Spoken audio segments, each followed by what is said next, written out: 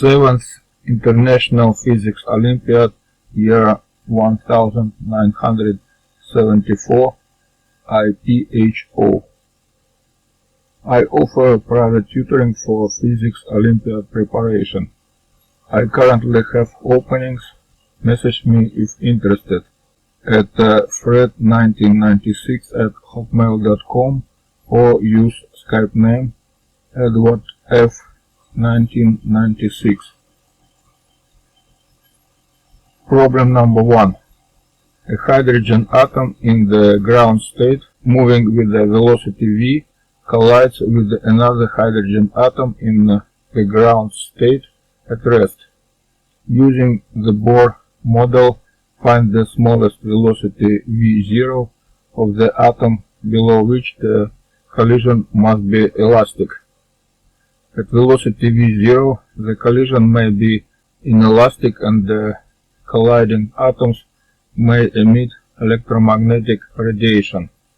Estimate the difference of frequencies of the radiation emitted in the direction of the initial velocity of the hydrogen atom and in the opposite direction, the fraction expressed in percent of their arithmetical mean value. You can use next data mentioned here. Solution for the problem number 1. According to the Bohr model, the energy levels of the hydrogen atom are given by the formula En equal negative Ei over n squared, where n are quantum numbers 1, 2, 3, etc. The ground state corresponds to n equal 1, while the lowest excited state corresponds to n equal 2. Thus, the smallest energy necessary for excitation of the hydrogen atom is delta E equal E2 minus E1, which is 3 over 4 Ei. During the inelastic collision, a part of kinetic energy of the colliding particles is converted into their internal energy. The internal energy of the system of two hydrogen atoms considered in the problem cannot be changed by less than delta E. It means that if the kinetic energy of the colliding atoms with respect to their center of mass is less than delta E, then the collision must be an elastic one. The value V0 can be found by considering the critical case, when the kinetic energy of the colliding atoms is equal to the smallest energy of excitation.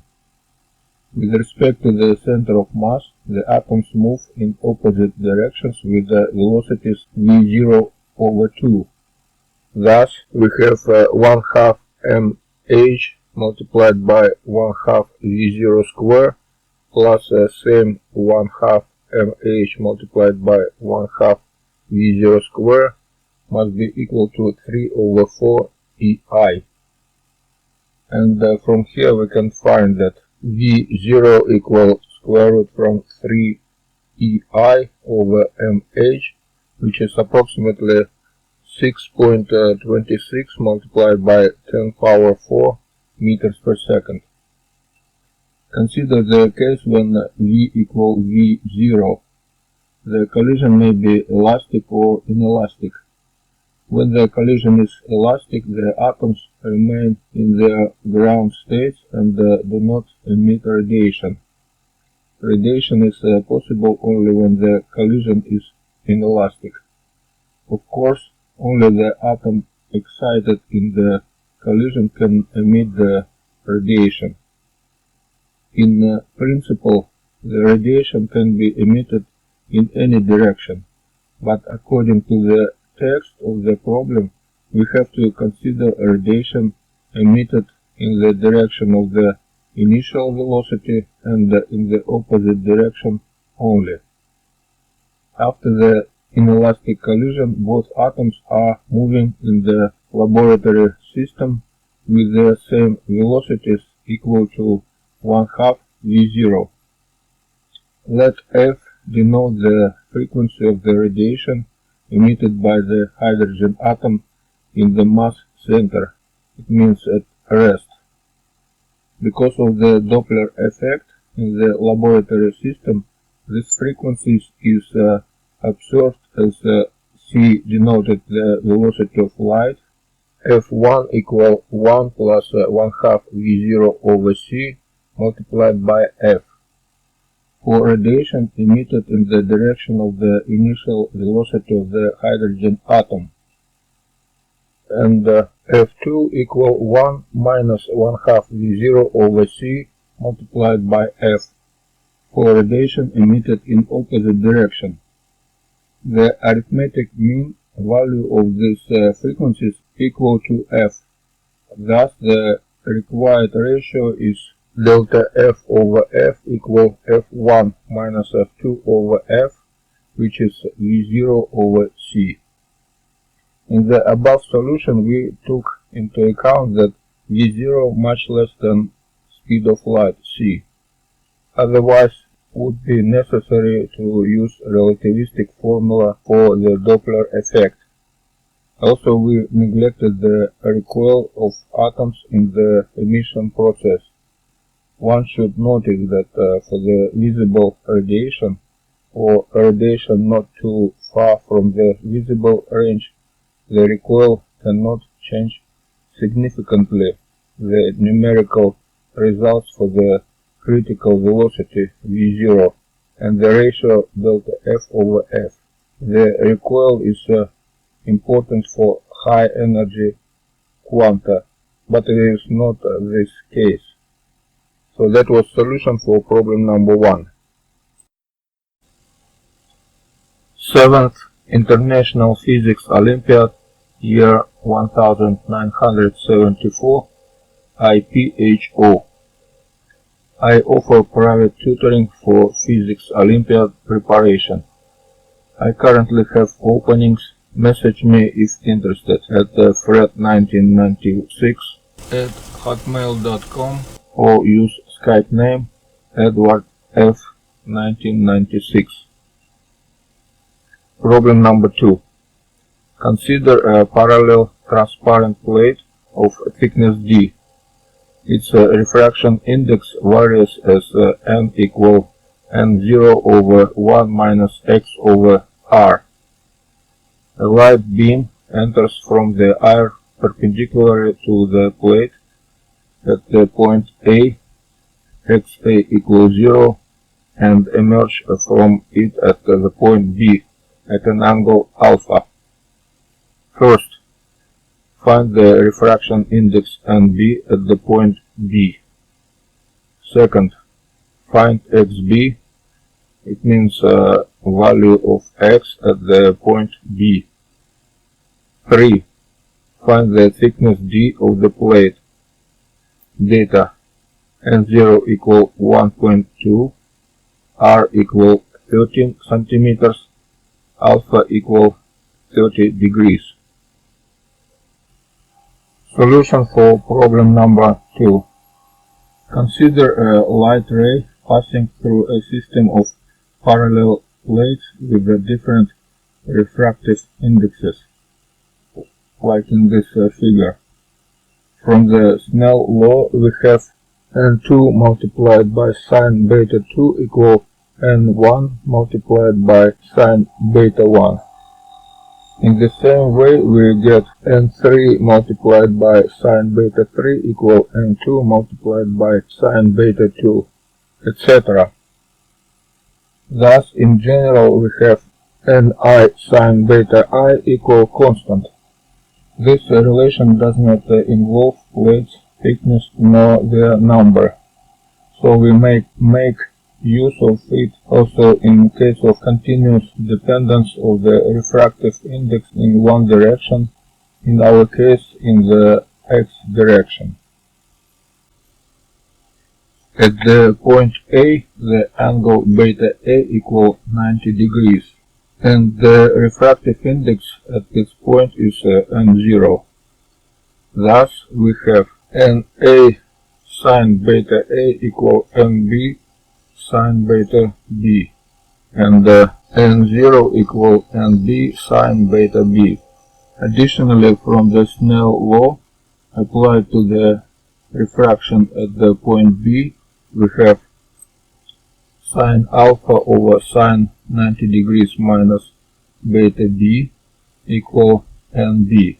Therefore, sine alpha through all these expressions equal square root from NB square minus N0 square.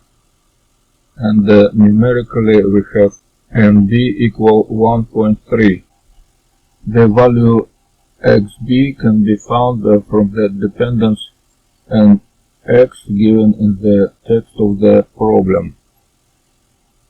We had that NB equal N0 over 1 minus xb over r, and from here xb equal r multiplied by 1 minus N0 over NB, or 1 centimeter.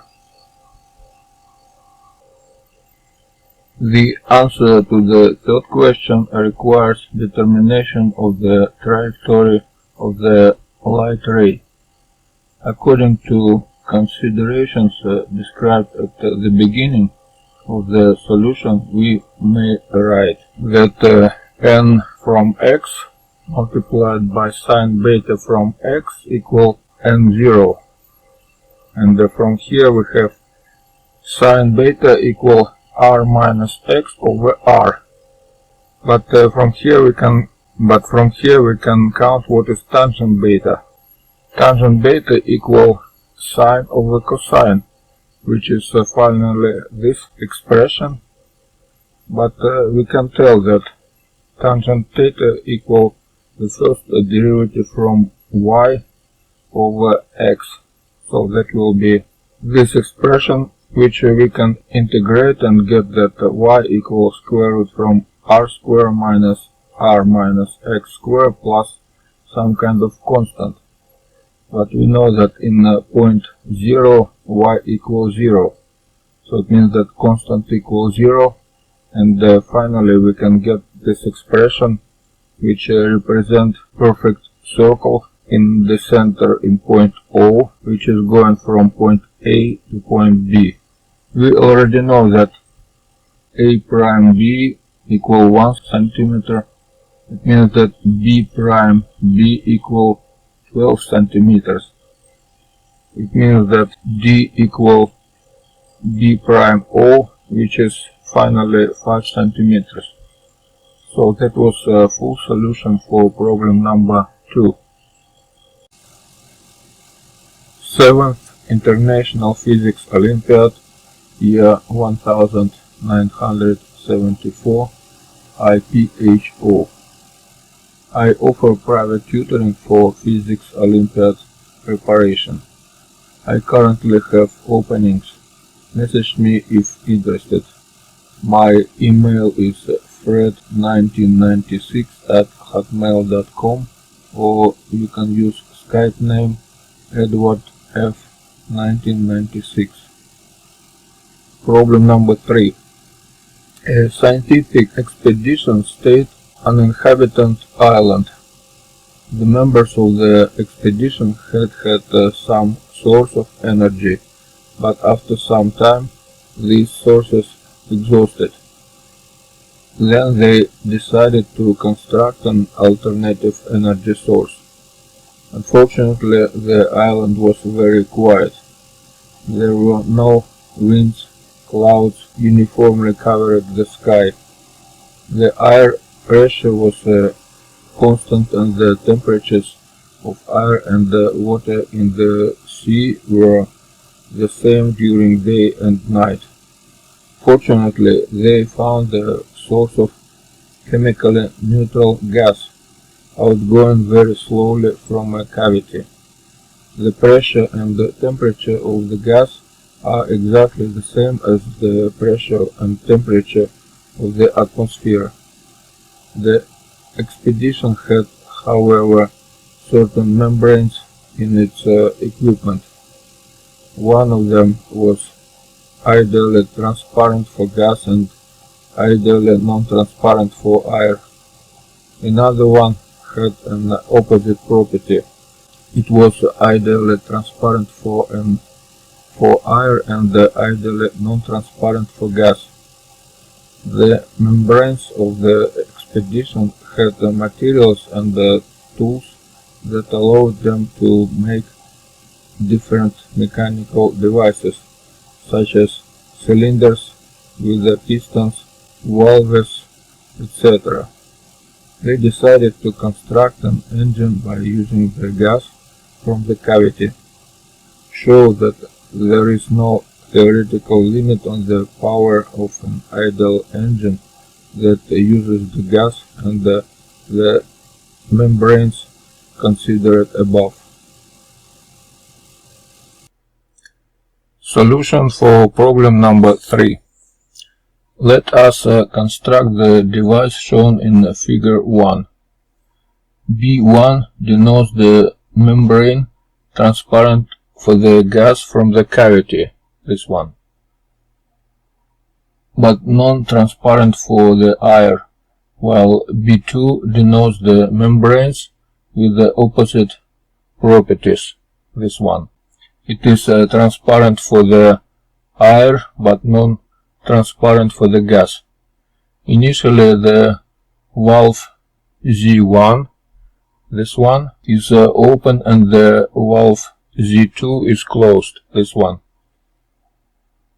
In the initial situation, when we keep the piston at rest, the pressure under the piston is equal to P0 plus P0 due to the Dalton law. Let V0 denotes an initial volume of the gas at the pressure P0. Now we close the valve Z1 and allow the gas in the cylinder to expand.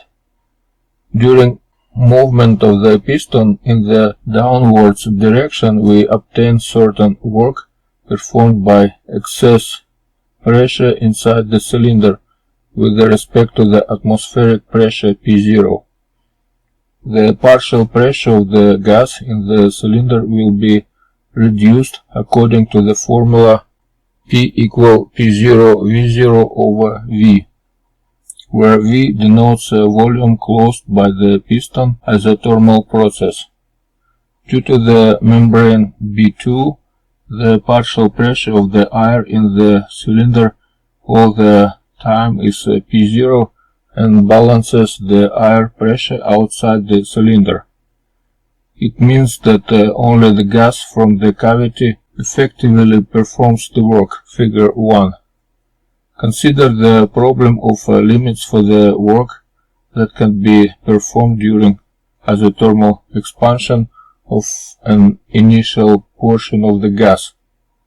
Let us analyze the graph of the function P0 V0 over V versus V shown in figure 2. It is obvious that the amount of work performed by the gas during isothermal expansion from V0 to Vk is represented by the area under the curve shown in the graph from V0 to Vk. Of course, the work is proportional to V0. We shall provide that for large enough Vk, the work can be arbitrarily large. Consider V equal V0, 2V0, 4V0, 8V0, 16V0, etc. It is clear that the rectangles 1, 2, 3, etc. have the same area and that only may draw arbitrarily large number of such rectangles under the considered curve. It means that during isothermal expansion of a given portion of the gas, we may obtain arbitrarily large work at the cost of the heat taken from S surrounding. It is enough to take Vk large enough. After reaching Vk, we open the valve Z2 and move the piston to its initial position without performing any work. The cycle can be repeated as many times as we want. In the above considerations, we focused our attention on the work obtained during one cycle only. We entirely neglected dynamics of the process, while each cycle lasts some time. One may think that in principle the length of the cycle increases very rapidly with the effective work we obtain. This would limit the power of the device we consider. Take, however, into account that by proper choice of various parameters of the device, the time taken by one cycle can be made small and the initial volume of the gas V0 can be made arbitrarily large. We consider only theoretical possibilities. We neglect practical difficulties entirely. It means by taking large size of the membrane B1 and large size of the piston, we may minimize the time of taking the initial portion of the gas V0 from the cavity and make this portion very great. In our analysis, we neglected all losses, friction, etc. One should remark that there are no theoretical limits for them. These losses, friction, etc. can be made negligibly small. The device we analyzed is very interesting. It produces work at cost of heat taken from surrounding without any difference in temperatures. Does this contradict the second law of thermodynamics? No. It is true that there is no temperature difference in the system, but the work of the device makes irreversible changes in the system, mixing of the gas from the cavity and the air. So that was a solution for problem number 3.